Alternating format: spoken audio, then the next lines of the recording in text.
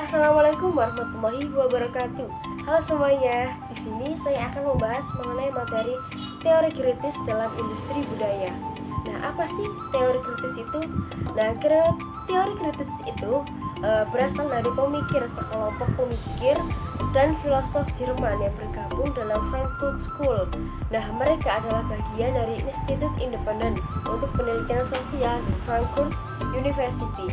Nah, mereka yang bergabung dalam kelompok ini adalah para pemikir filosof yang sangat mengagumi Karl Marx.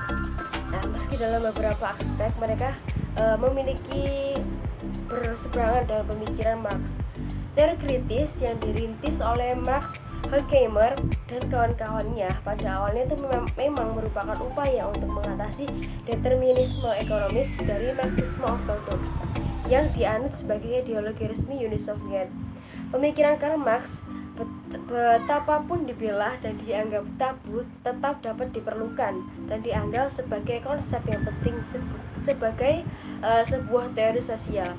Nah, dalam menilai dan mengoreksi teori Marxian, muncullah teori kritik dari para ahli teori Jerman yang bergabung dalam sebuah lembaga yang bernama Institut for Sozialforschung atau Institut Riset Sosial pada tahun 1923. Dan lembaga ini tuh didirikan oleh Felix Weil dengan direktur utamanya yaitu Karl Krumbach.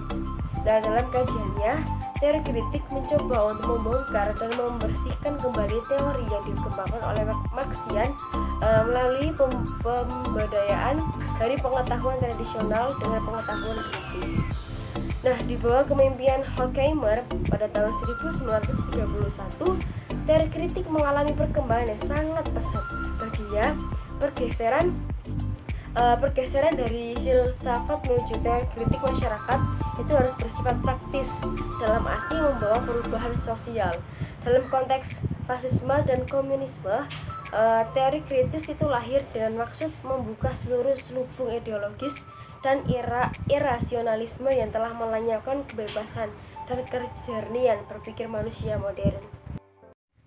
Industri budaya sering disebut sebagai industri yang menjadikan kebudayaan sebagai komoditas untuk diperjualbelikan untuk mencari keuntungan semata.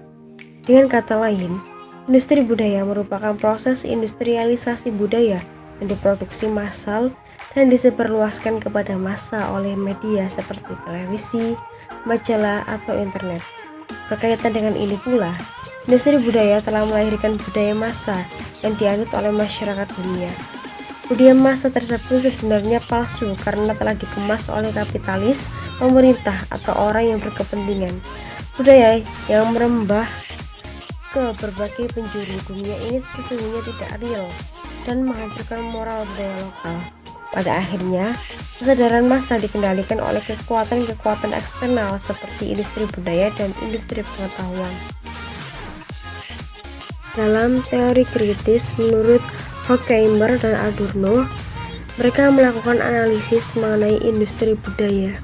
Industri budaya merupakan istilah yang mereka populerkan sebagai bentuk kritik terhadap produk budaya massa seperti film, tayangan televisi, ataupun musik yang diproduksi secara masif untuk kepentingan pasar industri semata, bukan untuk melestarikan kultur ataupun mengembangkan kreativitas. Adorno memang ingin memelihara kemurnian seni. Dalam bukunya yakni Estetik Theory, ia berpendapat bahwa seni seharusnya tidak menjadi komoditas yang diberi harga, seperti harga sebuah album musik, harga tiket pertunjukan seni, dan lain sebagainya. Pelaku seni pada akhirnya hanya terjebak dalam standar-standar pasar dan tidak dapat mengembangkan hasil seni sesuai kreativitasnya. Pencipta industri budaya seperti perusahaan media yang menciptakan kontrol dan dominasi terhadap masyarakat sebagai audiens.